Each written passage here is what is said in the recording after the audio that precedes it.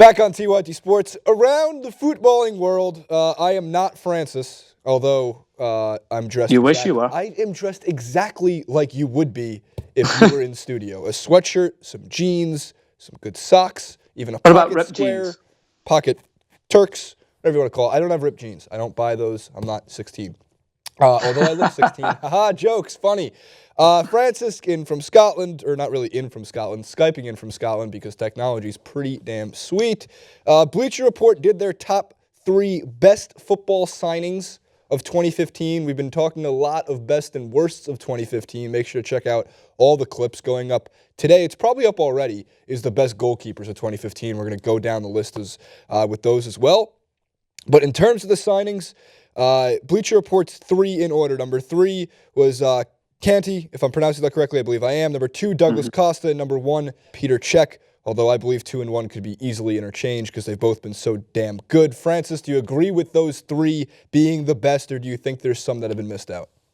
I think it's a pretty solid list. I mean, I think with Kanté in there, he's doing a phenomenal job. Hard on the tackle, definitely an efficient performer coming in there, and I really agree that he has been dominant and definitely deserves a place. But how you cannot put Kevin De Bruyne in there is beyond me. I mean, you see the influence that he has on Manchester City, but again, many people will look to the games that they don't perform as well. They're still sitting, fighting at the top half of in the top 3.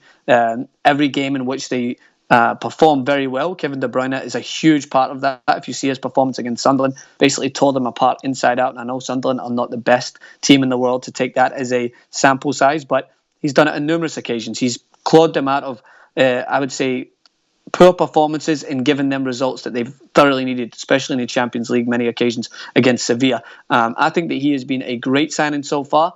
Raheem Sterling could definitely make a claim in there. I just don't think he's been as consistent as Kevin De Bruyne. But as far as Douglas Costa goes, he's the number 1 for me, and I think Petr Cech comes in at number 2. Now, Cech I'll touch on first.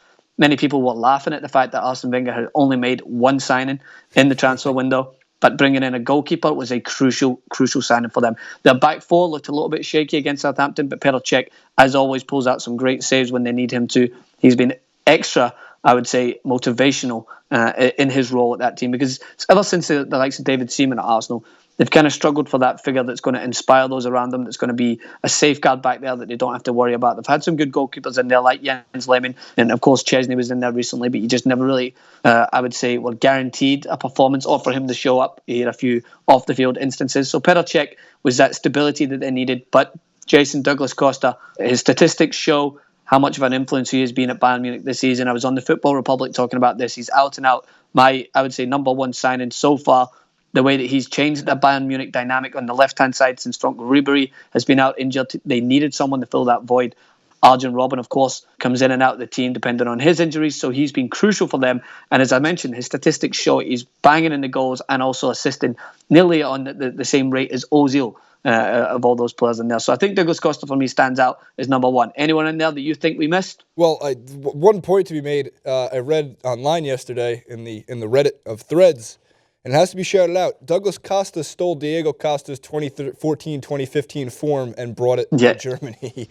When you search Costa, Douglas comes up now, not Diego, and that's like the first time in probably 5 to 6 years that's happened. So Google knows something that we don't. At least. I thought Wijnaldum's been doing pretty good for Newcastle. I watched some of the True Geordie, 7 goals in about 20 appearances this year. And Newcastle never really makes any major splashes in the transfer market, at least compared to the big money teams. Maybe I just watched too much True Geordie. And then also, while Kevin De Bruyne has been off the charts with his numbers, his goals, his assists, he's very balanced for Manchester City. Raheem Sterling has also come up in some big instances. Now, he's not the best signing of 2015. I think he'd make a top 5, 6 maybe, though. Yeah, definitely. He's finished in the Champions League. He's finished some games in the Premier League, too. And it just shows that, even without Sergio Aguero, Manchester City is a team to be taken very, very seriously, except for their frickin' win-loss form. God, you look at it, it's like red light, green light. It's like driving a grandma. Red light, green light, red light. And then to move across to Serie A, I think I have to throw one suggestion in there. Dybala, who plays up top for Juventus. Yeah. It's a huge task to come in and fill the void that Carlos Tevez has left in there, especially with that whole core of the midfield gone. Andrea Pirlo, Arturo Vidal, and of course Tevez, as I mentioned. Dybala has came in and been absolutely a revelation, I would say, for them, especially in the last few games for them. I mean, he's not to the point in which he was compared to the new Messi. I think the Italians were a little bit too hasty and I would say painting him with that brush. But in the same time as those Italians like to paint, so they may as well just paint him. They're pretty damn good at it too, though. I'll give them credit. Yeah, they do. All right, leave your comments in the comment section below regarding the best football signings of 2015.